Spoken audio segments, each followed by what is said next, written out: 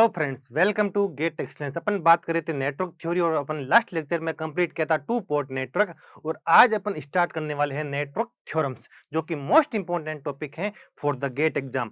Most important topic है जो network theorem है, उसकी बात अपन करेंगे। नेटवर्क थ्योरम में अपन को क्या क्या पढ़ना है, सबसे पहले उसकी बात करते हैं। अपन को नेटवर्क थ्योरम के अंदर आज अपन का टॉपिक है network theorems.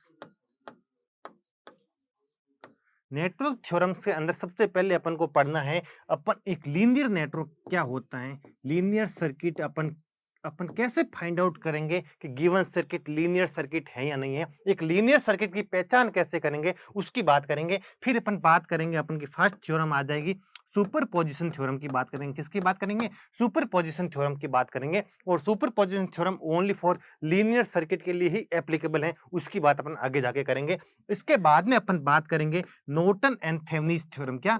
Norton and Thevenin's theorems की बात करेंगे।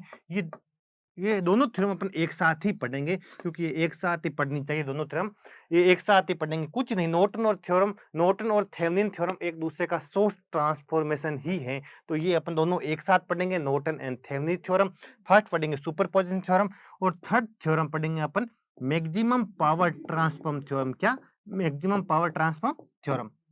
ये थ्योरम अपन को आज पढ़नी है। सबसे फर्स्ट अपन पढ़ेंगे सुपरपोजिशन थ्योरम, सेकंड पढ़ेंगे थेवेनिन या फिर अपन का कौन नॉर्टन्स थ्योरम, फिर पढ़ेंगे मैक्सिमम पावर ट्रांसफर थ्योरम। सबसे पहले है एक गिवन नेटवर्क लीनियर है या नहीं है, इसकी पहचान कैसे करेंगे, ये बात अपन करने वाले हैं। तो मान लो आपको एक एग्जामिनर एक नेटवर्क दे और पूछे, अगर आपको फाइंड आउट करना है कि नेटवर्क लीनियर है या नहीं है, तो उसकी पहचान कैसे करेंगे, वो बात आज करने वाले हैं। किसी भी एक नेटवर्क को लीनियर होने के लिए क्या होने चाहिए, उसके अंदर जो भी पैसिव एलिमेंट हो, चाहे वो रजिस्टर हो, चाहे इंडक्टर हो, चाहे कैपेसिटर हो, सारे पैसिव एलिमेंट कैसे होने चाहिए? लीनियर नेचर के होने चाहिए। तो आपको पता होगा, आपने बेसिक के अंदर पढ़ा होगा, लीनियर रजिस्टर किसको बोलते हैं, लीनियर इंडक्टर किसको बोलते हैं, लीनियर कैपेसिटर किसको बोलते हैं। लीनियर रजिस्टर किसको बोलते हैं? जो ओम्स लॉ को फॉलो करता है ना, कोई भी पैसिव एलिमेंट अगर ओम्स लॉ को फॉलो करता है तो उसको बोला जाता है लीनियर। लीनियर रजिस्टर के लिए V इक्वल टू IR क्या होना चाहिए? फुलफिल होना चाहिए, यानी ओम्स लॉ को फॉलो करना चाहिए। लीनियर इंडक्टर के लिए क्या होना चाहिए? V की वैल्यू LdI/dt के इक्वल अगर है तो वो इंडक्टर कैसा है? लीनियर है। और अगर इंडक्टर के लिए, इंडक्टर अगर ओम्स लॉ को फॉलो करता है, मतलब इस IV रिलेशन को ही ओम्स लॉ बोला जाता है, C dV/dt। अगर कोई इंडक्टर, कैपेसिटर और मेरा कौन रजिस्टर इस VI रिलेशनशिप को फॉलो कर रहा है तो वो कैसे होंगे? लीनियर होंगे। और बाय डिफॉल्ट अगर एग्जामिनर कुछ भी अपन को रजिस्टर प्रोवाइड करे तो उसको अपन लीनियर ही एज्यूम करेंगे। आई होप यहां तक समझ आ गया हुआ। और अपन के एग्जाम में सवाल भी आ रहा है, अपन ने बेसिक के अंदर किए भी थे, नॉन लीनियर रजिस्टर के भी सवाल आ रखे हैं। लेकिन बाय डिफॉल्ट अगर कोई आपको रजिस्टर किसी सर्किट के अंदर गिवन है तो वो सर्किट कैसा होगा, वो रजिस्टर कैसा होगा? लीनियर ही होगा, वो ओम्स लॉ का फॉलो करेगा। अब बात करते हैं सोर्सेस की। इंडिपेंडेंट सोर्सेस हो सकते हैं, इंडिपेंडेंट सोर्सेस उस सर्किट के अंदर हो सकते हैं, चाहे वो करंट का हो, चाहे वोल्टेज का हो, कुछ भी हो सकता है। इंडिपेंडेंट सोर्सेस हो सकते हैं। इंडिपेंडेंट सोर्सेस लीनियरिटी को कभी भी डिस्टर्ब नहीं करते हैं। और यह ना passive element, linear passive element कभी भी सर्किट की लीनियरिटी को डिस्टर्ब नहीं करते। अब बात आती है डिपेंडेंट सोर्सेस, ये भी हो सकते हैं, बट कैसे डिपेंडेंट सोर्सेस होने चाहिए? लीनियरली डिपेंडेंट सोर्सेस होने चाहिए। कैसे होने चाहिए? लीनियरली डिपेंडेंट सोर्सेस सर्किट में हो तभी वो सर्किट की लीनियरिटी को डिस्टर्ब नहीं करते हैं। अगर non linearly dependent sources circuit के अंदर आ जाएगा तो वो सर्किट की लीनियरिटी को डिस्टर्ब करेगा। अब मैं आपको ये समझा रहा हूं कि ये क्या होता है। लीनियर डिपेंडेंट सोर्सेस की बात करते हैं। किसकी बात करते हैं? लीनियर डिपेंडेंट सोर्स की, चाहे वोल्टेज का हो चाहे करंट का हो। मैं एक इस वोल्टेज कंट्रोल वोल्टेज सोर्स की बात कर रहा हूं। मान लो ये आपका एक वोल्टेज कंट्रोल वोल्टेज सोर्स है। ये कैसा है? ये लीनियरली डिपेंडेंट वोल्टेज सोर्स है, क्योंकि इस वोल्टेज सोर्स का मैग्नीट्यूड क्या है? इस वोल्टेज सोर्स का मैग्नीट्यूड है kVx। ये तो क्या है? के तो एक क्या है? कांस्टेंट है। तो मेरे को बताओ, इस वोल्टेज सोर्स का मैग्नीट्यूड Vx के प्रोपोर्शनल है, तो ये मेरा एलिमेंट कैसा होगा? ये एक लीनियर डिपेंडेंट सोर्स है। अगर आपको सर्किट के अंदर कोई ऐसा voltage control voltage source examiner provide कर दे K under root of Vx, क्या K under root of Vx provide कर दे आपको, तो मेरे को बताओ इसका मैग्नीट्यूड क्या होगा? K under root of Vx M is, ये तो क्या है कि ये तो एक क्या कांस्टेंट है, M is proportional to under root Vx. तो ये कैसा होगा? ये नॉन लीनियरली डिपेंडेंट सोर्स होगा। ये कैसा होगा? लीनियरली डिपेंडेंट सोर्स होगा। ऐसा सोर्स सर्किट के अंदर आ जाए तो वो सर्किट की लीनियरिटी को क्या करेगा? डिस्टर्ब करेगा। तो डिपेंडेंट सोर्सेस हो सकते हैं, उसमें वो सर्किट की लीनियरिटी को डिस्टर्ब नहीं करते हैं, अगर वो लीनियरली डिपेंडेंट हो, अगर उसका मैग्नीट्यूड Vx के प्रोपोर्शनल हो। यहाँ पर क्या है? m is proportional to under root of Vx की पावर नहीं आनी चाहिए। अगर उसके मैग्नीट्यूड और Vx और Ix चाहे वो अगर करंट डिपेंडेंट हो तो Ix हो सकता है, और वोल्टेज डिपेंडेंट हो तो Vx हो सकता है। तो उसका मैग्नीट्यूड Vx और Ix का क्या होना चाहिए? प्रोपोर्शनल होना चाहिए। मतलब किसी भी सर्किट को अपन लीनियर कब बोलेंगे? जब उसके अंदर जो भी पैसिव एलिमेंट कनेक्टेड हो वो लीनियर हो, मतलब वो ओम्स लॉ को फॉलो करे। और मेरा इंडिपेंडेंट सोर्सेज कितने भी हो सकते हैं, वो सर्किट की लीनियरिटी को कभी भी डिस्टर्ब नहीं करते हैं। डिपेंडेंट सोर्स हो सकते हैं, लेकिन कैसे होने चाहिए? Linearly dependent sources. वोल्टेज और करंट कौन सा भी हो सकता है, चाहे वोल्टेज कंट्रोल्ड वोल्टेज सोर्स हो, चाहे करंट कंट्रोल्ड वोल्टेज सोर्स हो, कुछ भी हो, लेकिन वो होना कैसा चाहिए? लीनियरली डिपेंडेंट सोर्स होना चाहिए। तब ऐसे सर्किट को बोला जाता है लीनियर सर्किट बोला जाता है। आई होप यहां तक आपको समझ आ गया होगा। अब अपन बात करें, अगर कोई आपको एक सर्किट है, लीनियर सर्किट आपको मान लो एग्जामिनर प्रोवाइड कर दे कि given circuit is a linear circuit, तो लीनियर सर्किट की प्रॉपर्टीज होती हैं, कुछ प्रॉपर्टी को फॉलो करता है। वो कौन कौन सी प्रॉपर्टी होती है उसकी बात करेंगे। अगर मान लो एग्जामिनर कह दे कि ये एक लीनियर नेटवर्क है, कैसा नेटवर्क है? ये जो भी नेटवर्क है कैसा है? लीनियर नेटवर्क है। मान लो एग्जामिनर आपको प्रोवाइड करे, तो इसकी ये कौन कौन सी प्रॉपर्टी को फॉलो करेगा उसकी बात अपन करने वाले हैं। तो फर्स्ट प्रॉपर्टी का मैं, एक है ना, कोई भी अगर आपके पास पता हो कि नेटवर्क लीनियर है, तो उसके किसी भी ब्रांच की करंट या किसी भी एलिमेंट के अक्रॉस पोटेंशियल ड्रॉप को इंडिपेंडेंट सोर्सेस के वेटेड सम के रूप में लिखा जा सकता है। मोस्ट इंपॉर्टेंट प्रॉपर्टी है लीनियर सर्किट की, कि लीनियर सर्किट के किसी भी ब्रांच की करंट या किसी भी एलिमेंट के अक्रॉस पोटेंशियल ड्रॉप को इंडिपेंडेंट सोर्सेस के अपन वेटेड सम के रूप में लिख सकते हैं। मोस्ट इंपॉर्टेंट प्रॉपर्टी है। क्या प्रॉपर्टी है? कि किसी भी लीनियर सर्किट के अंदर किसी भी ब्रांच की, चाहे करंट हो चाहे वोल्टेज हो, कोई भी हो, पावर नहीं, ओनली वोल्टेज और करंट, लीनियर सर्किट के किसी भी ब्रांच के मतलब करंट हो या किसी भी एलिमेंट के अक्रॉस पोटेंशियल ड्रॉप को अपन लिख सकते हैं वेटेड सम ऑफ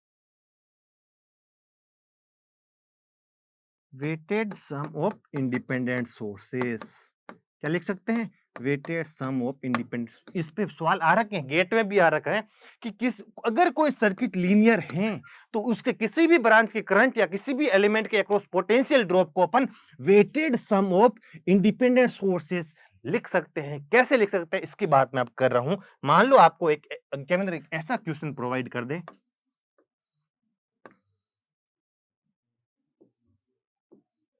मान लो ये एक आपको एक वोल्टेज सोर्स प्रोवाइड कर दे V, और मान लो ये आपको एक करंट सोर्स प्रोवाइड कर दे I। दोनों कैसे हैं? ये भी कैसा है? इंडिपेंडेंट। ये भी कैसा है? इंडिपेंडेंट। और आपको यहाँ ऐसा बोल दे, मान लो इसको बोल दे रजिस्टिव नेटवर्क। क्या बोल दे? Resistive network. और यहाँ पर एक कोई आपको रजिस्टर प्रोवाइड कर दे R, और इसके अंदर आपको मान लो ऐसे करंट फ्लो हो रही है इसके अंदर I। ये एक आपको नेटवर्क एग्जामिनर प्रोवाइड कर दे मान लो, और ये है कैसा नेटवर्क है? रजिस्टिव नेटवर्क, मतलब ओनली रजिस्टर से बना हुआ है, इसके अंदर कोई भी सोर्सेस प्रेजेंट नहीं है। रजिस्टिव नेटवर्क मतलब ओनली रजिस्टर से बना हुआ नेटवर्क है। ये कैसा नेटवर्क है? रजिस्टिव नेटवर्क है। तो ये पूरा नेटवर्क कैसा होगा? पूरा नेटवर्क लीनियर नेटवर्क है या नहीं है? बिल्कुल। वोल्टेज सोर्स इंडिपेंडेंट सोर्सेस है, इंडिपेंडेंट सोर्सेस लीनियरिटी को कभी भी डिस्टर्ब नहीं करते हैं, और लीनियरिटी को रजिस्टिव नेटवर्क भी डिस्टर्ब नहीं करता है, और ये रजिस्टर भी लीनियरिटी को डिस्टर्ब नहीं करेगा। तो ये सर्किट कैसा सर्किट है? ये सर्किट एक लीनियर सर्किट है। आई होप यहां तक आपको समझ आ गया होगा। अगर एग्जामिनर कुछ स्टेटमेंट देगा आपको, एग्जामिनर ने ऐसा बोल दिया, मान लो कि V की वैल्यू 1 वोल्ट हो और I की वैल्यू, अगर करंट सोर्स की वैल्यू 2 एम्पियर है, और उस टाइम सॉरी मैं इसको आई एक्स ले रहा हूँ, वहां आई ले लिया तो मैं इसको आई एक्स ले रहा हूँ। तो एग्जामिनर बोल देगा कि उस टाइम आई एक्स की वैल्यू है 3 एम्पियर, मान लो एज्यूम कर लो, ऐसा बोल दिया, और एग्जामिनर बोल दे V की वैल्यू अगर मैं 2 वोल्ट कर दूं और I की वैल्यू मैं अगर मान लो 3 एम्पियर कर दूं, तो एग्जामिनर आपको ऐसा बोले उस टाइम IX की वैल्यू कितनी है, 4 एम्पियर है। और फिर आपको पूछेगा कि अगर मैं V की वैल्यू 3 वोल्ट कर दूं और I की वैल्यू 4 एम्पियर कर दूं, तो उस टाइम करंट की वैल्यू क्या होगी, क्या होगी, उस टाइम करंट की वैल्यू क्या होगी, ये पूछ ले। ये सीधा लीनियरिटी प्रॉपर्टी पे क्वेश्चन बनेगा, ऐसा क्वेश्चन। यानी अगर कोई सर्किट लीनियर सर्किट है, ये कैसा सर्किट है, लीनियर सर्किट, लीनियर सर्किट के किसी भी एलिमेंट के अक्रॉस पोटेंशियल ड्रॉप या किसी भी ब्रांच से फ्लो होने वाली करंट को अपन weighted sum of independent sources के रूप में, इंडिपेंडेंट सोर्सेस के वेटेड सम के रूप में लिख सकते हैं। कैसे लिख सकते हैं वो बात करूंगा। तो इसका क्या मतलब होता है, वेटेड सम के रूप में लिख सकते हैं। मैं इस IX को, ये IX किसी ब्रांच की करंट तो है बिल्कुल, IX को मैं क्या लिख सकता हूं, weighted sum of V and I, क्योंकि इसके सर्किट के अंदर कितने इंडिपेंडेंट सोर्सेस हैं, 2 इंडिपेंडेंट सोर्सेस हैं, एक वोल्टेज सोर्स है, एक करंट सोर्स है। तो मैं लिख सकता हूं एक कांस्टेंट K1 फिर V प्लस एक कांस्टेंट K2 और फिर क्या आ जाएगा आई। इसी तो बोला जाता है weighted sum of independent sources. I hope यहां तक आपको समझ आ गया होगा। तो ये है ना K1 और K2 क्या है, कांस्टेंट है, और K1 और K2 की वैल्यू इस वोल्टेज और करंट सोर्स के मैग्नीट्यूड पे डिपेंड नहीं करती है। ये मोस्ट इंपॉर्टेंट है। यहां पर क्या है, K1 और K2 क्या है, K1 और K2 कांस्टेंट है, इसकी वैल्यू V और I के मैग्नीट्यूड पे डिपेंड नहीं करती है। आई होप यहां तक आपको समझ आ गया होगा। K1 K2 क्या है, कांस्टेंट है, और K1 और K2 का मैग्नीट्यूड, इनकी वैल्यू V और I के मैग्नीट्यूड पे डिपेंड नहीं करते हैं। V की वैल्यू कुछ भी रखो, I की वैल्यू कुछ भी रखो, अगर सर्किट का अरेंजमेंट एक जैसा रहेगा, जैसा अभी है वैसा का वैसा रहेगा, तो K1 और K2 की वैल्यू क्या रहेगी, कांस्टेंट रहेगी। अगर अपन सर्किट के किसी एलिमेंट को अगर रीअरेंज करते हैं ना, तब इनकी वैल्यू चेंज हो सकती है। लेकिन अगर सर्किट ऐसा का ऐसा रहेगा, लेकिन अपन इंडिपेंडेंट सोर्सेज की वैल्यू चेंज करेंगे, तो उस टाइम K1 K2 की वैल्यू चेंज नहीं होगी। मतलब K1 और K2 की वैल्यू इंडिपेंडेंट सोर्सेज के मैग्नीट्यूड पे डिपेंड नहीं करेगा। आई होप यहां तक आपको समझ आ गया होगा। तो सबसे पहले ये वाली वैल्यू उसके अंदर रखो, इस इक्वेशन के अंदर। ये इक्वेशन क्या, IX की वैल्यू कितनी है, IX इक्वल टू 3 K1, फिर क्या है V की वैल्यू कितनी है 1 वोल्ट, तो K1 इंटू 1 K1 हो गया। फिर क्या आ जाएगा K2 इंटू 2, तो यहाँ कितना आ जाएगा 2K2।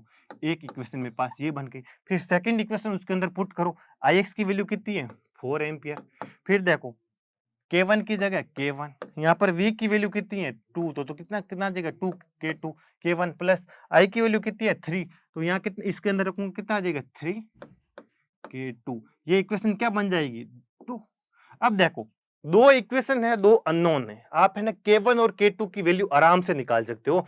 फिर आपके पास K1 और K2 की वैल्यू मिल जाएगी, वो इसके अंदर पुट कर दोगे, फिर V और I की वैल्यू इसके अंदर पुट करके आप IX की वैल्यू फाइंड कर सकते हो। आई होप ये आपको ये प्रोसेस समझ में आ गया होगा। देखो इन इन इक्वेशन को सोल्व करके आप K1 K2 की वैल्यू फाइंड आउट कर देना, फिर ये K1 K2 की वैल्यू इस इक्वेशन के अंदर पुट करना, फिर यहां से I और V की वैल्यू पुट कर देंगे ना, तो आपको IX की वैल्यू मिल जाएगी। तो ये प्रॉपर्टी पे आता है, अगर कोई सर्किट लीनियर है, किसी भी ब्रांच से फ्लो होने वाली करंट या किसी भी एलिमेंट के अक्रॉस पोटेंशियल ड्रॉप को अपन इंडिपेंडेंट रिसोर्सेज के वेटेड सम के रूप में लिख सकते हैं। आई होप ये फर्स्ट प्रॉपर्टी लीनियरिटी की आपको समझ में आ गई होगी। अब अपन बात करते हैं सुपरपोजिशन थ्योरम। अब अपन किसकी बात करेंगे, सुपरपोजिशन थ्योरम। अब हेडिंग डालो, सुपरपोजिशन थ्योरम क्या कहती है। सुपरपोजिशन थ्योरम कहती है अगर कोई एक लीनियर नेटवर्क है, कैसा नेटवर्क, अगर कोई लीनियर नेटवर्क है और उसके किसी ब्रांच से फ्लो होने वाली करंट या किसी एलिमेंट के अक्रॉस अपन को पोटेंशियल ड्रॉप फाइंड आउट करना है, only for superposition theorem voltage और करंट रेस्पॉन्स के लिए ही एप्लीकेबल है, पावर रेस्पॉन्स के लिए एप्लीकेबल नहीं है। ये दिमाग में रखना है कि अगर किसी ब्रांच से फ्लो होने वाली करंट, एक सर्किट आपको गिवन है, मान लो लीनियर सर्किट है, कैसा सर्किट है लीनियर, और किसी एलिमेंट से फ्लो होने वाली करंट या उसके अक्रॉस पोटेंशियल ड्रॉप आपको फाइंड आउट करना है, और उस सर्किट में दो या दो से ज्यादा इंडिपेंडेंट सोर्सेस एक्टिव है, लगे हुए हैं। अच्छे से सुनना, एक लीनियर नेटवर्क है जिसके अंदर दो या दो से ज्यादा इंडिपेंडेंट सोर्सेस लगे हुए हैं और किसी ब्रांच के करंट या किसी एलिमेंट के अक्रॉस अपन को पोटेंशियल ड्रॉप निकालना है, तो सुपरपोजिशन थ्योरम क्या कहती है कि आप एक टाइम पर एक ही इंडिपेंडेंट सोर्सेज को एक्टिव रखो, बाकी सारे इंडिपेंडेंट सोर्सेज को डीएक्टिव कर दो। मतलब वोल्टेज सोर्स जहां दिखे उसको शॉर्ट सर्किट कर दो और जहां करंट सोर्स दिखे उसको ओपन सर्किट कर दो। आई होप यहां तक आपको समझ आ गया होगा। यानी किसी अगर लीनियर सर्किट के अंदर दो या दो से ज्यादा इंडिपेंडेंट सोर्सेस लगे हुए हैं, अपन को डिपेंडेंट सोर्सेस को छेड़ना ही नहीं है, डिपेंडेंट सोर्सेस से अपन को कुछ भी मतलब नहीं है, ओनली या मतलब रहेगा इंडिपेंडेंट सोर्सेस से। यानी अगर किसी लीनियर नेटवर्क के अंदर दो या दो से ज्यादा इंडिपेंडेंट सोर्सेस लगे हुए हैं और किसी ब्रांच से फ्लो होने वाली करंट या किसी एलिमेंट के अक्रॉस पोटेंशियल ड्रॉप अपन को फाइंड आउट करना है, तो आप एक टाइम पर एक ही इंडिपेंडेंट सोर्स को एक्टिव रखो, बाकी सबको क्या कर दो, डीएक्टिव कर दो, फिर वो रेस्पॉन्स फाइंड आउट करो। ऐसा प्रोसेस बार बार करो जब तक कि सारे के सारे इंडिपेंडेंट सोर्सेस अपन के यूज ना हो जाए। जब यूज हो जाए फिर एल्जेब्रिक सम कर दोगे ना तो आपको टोटल रेस्पॉन्स मिलके आ जाएगा। आई होप ये सुपरपोजिशन थ्योरम का स्टेटमेंट आपको समझ आया होगा। मैं ये आपको एक एग्जांपल के मदद से समझाऊंगा कि इसका रियल मीनिंग क्या है। तो मान लो आपको कुछ मैं ऐसे एक एग्जांपल की मदद से समझाता हूँ। मान लो आपको ऐसा एक वोल्टेज सोर्स दे दे जिसकी वैल्यू दे दे 5 वोल्ट। ये आपको दे दिया मान लो 1 ओम। ये आपको एक करंट सोर्स दे दिया 2 एम्पियर का।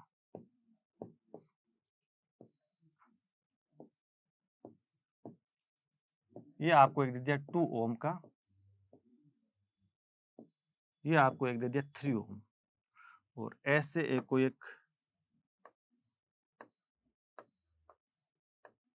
डिपेंडेंट वोल्टेज सोर्स दे दिया, इसके अक्रॉस पोटेंशियल ड्रॉप मान लेता हूँ Vx और इसकी वैल्यू मान लो ऐसे है 2Vx। क्या है, 2Vx है। और अपन मान लो इसके अंदर 1 एम्पियर के अंदर 1 ओम वाले रजिस्टर के अंदर फ्लो होने वाली करंट की वैल्यू फाइंड आउट करनी है सुपरपोजिशन थ्योरम का यूज करके। अपन इसको केवीएल केसीएल या नोडल एनालिसिस की मदद से सोल्व कर सकते हैं, लेकिन आपको अगर मान लो ऐसा बोले कि सुपरपोजिशन थ्योरम का यूज करके इस आई की वैल्यू फाइंड आउट करना है, तो अब अच्छे से सुनना। नेटवर्क है कैसा, तो आप कहोगे पैसिव एलिमेंट रजिस्टर कैसे लीनियर है, बाय डिफॉल्ट रजिस्टर कैसे मानेंगे अपन, लीनियर मानेंगे। और इंडिपेंडेंट सोर्सेज क्या करते हैं, सर्किट की लीनियरिटी को डिस्टर्ब नहीं करते हैं और डिपेंडेंट सोर्सेज है लेकिन कैसा है, लीनियरली डिपेंडेंट सोर्स है। इसका मतलब इस सर्किट कैसा हो गया, एक लीनियर सर्किट हो गया। तो सुपरपोजिशन थ्योरम क्या कहती है कि आप एक टाइम पर एक ही सोर्स को एक्टिव रखो, बाकी दूसरे इंडिपेंडेंट अपन को इससे कुछ भी मतलब नहीं है, डिपेंडेंट सोर्सेज को अपन को छूना ही नहीं है। अपन का मतलब ओनली इंडिपेंडेंट सोर्सेस हैं, 5 वोल्ट वाले वोल्टेज सोर्स से और 2 एम्पीयर वाले करंट सोर्स से मतलब है। तो सुपरपोजिशन थ्योरम कहती है एक टाइम में एक ही इंडिपेंडेंट सोर्स एक्टिव होना चाहिए, दूसरा डीएक्टिव होना चाहिए। सबसे पहले मैं इसको एक्टिव रखूंगा, इसको डीएक्टिव करूंगा, फिर इसको एक्टिव रखूंगा, इसको डीएक्टिव करूंगा और मान लो मैं ये फाइनल रेस्पॉन्स अपन फाइंड आउट करेंगे। केस फर्स्ट ले रहा हूं मैं, जिसके अंदर मैं करंट सोर्स को क्या कर रहा हूं, डीएक्टिव कर रहा हूं, वोल्टेज सोर्स को एक्टिव रख रहा हूं। इसको क्या कर रहा हूं मैं, डीएक्टिव कर रहा हूं। मतलब करंट सोर्स को डीएक्टिव करना मतलब ओपन सर्किट करना और वोल्टेज सोर्स को डीएक्टिव करना मतलब शॉर्ट सर्किट करना। आई होप यहां तक आपको समझ आ गया होगा। देखो तो ये कुछ नहीं हो जाएगा, वोल्टेज सोर्स को अपन को एक्टिव रखना है तो 5 वोल्ट का 5 वोल्ट, ये मेरा 1 ओम का 1 ओम, ये मेरा करंट सोर्स था तो ओपन सर्किट हो गया। ये देखो यहाँ पर ये करंट सोर्स था तो ओपन हो गया, फिर 2 और 3 आगे कितने हैं, यहाँ पर 2 ओम हो गया, ये क्या हो जाएगा 3 ओम हो जाएगा और ये मेरा Vx था। डिपेंडेंट सोर्सेज को आपको छूना ही नहीं है, ऊपर क्या है 2Vx है तो ये देखो ये प्लस माइनस 2Vx। और मेरे को फाइंड क्या करना है, इस करंट की वैल्यू। करंट की वैल्यू मान लिया मैंने एज्यूम कर ली, इस केस में इसके अंदर करंट कितनी फ्लो हो रही है, I1 फ्लो हो रही है। आई होप यहां तक आपको समझ में आ गया होगा कि एक टाइम अपन को इसको मैंने एक्टिव रखा, वोल्टेज सोर्स एक्टिव रखा, मतलब जैसे लगा हुआ वैसा का वैसा लगा दिया मैंने।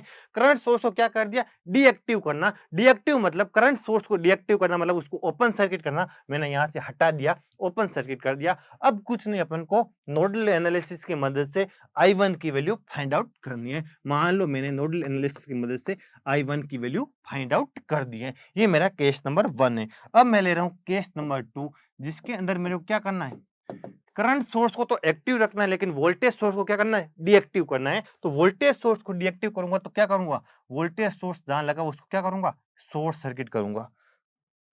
इस वोल्टेज को कर दिया शॉर्ट सर्किट। फिर देखो,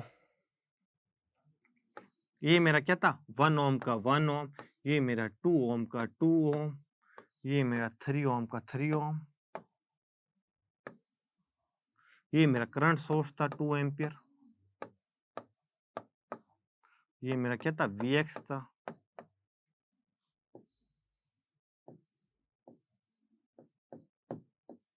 ये अपन क्या था, 2Vx था। और अपन को इस I की वैल्यू क्या करनी थी, फाइंड आउट करनी थी। तो इस केस में मैंने I की वैल्यू कितनी एज्यूम कर ली, I1 एज्यूम कर ली, और उसी डायरेक्शन में एज्यूम कर ली जिस डायरेक्शन मेरे को I फाइंड आउट करनी है। और इस केस में मैं एज्यूम कर लेता हूं,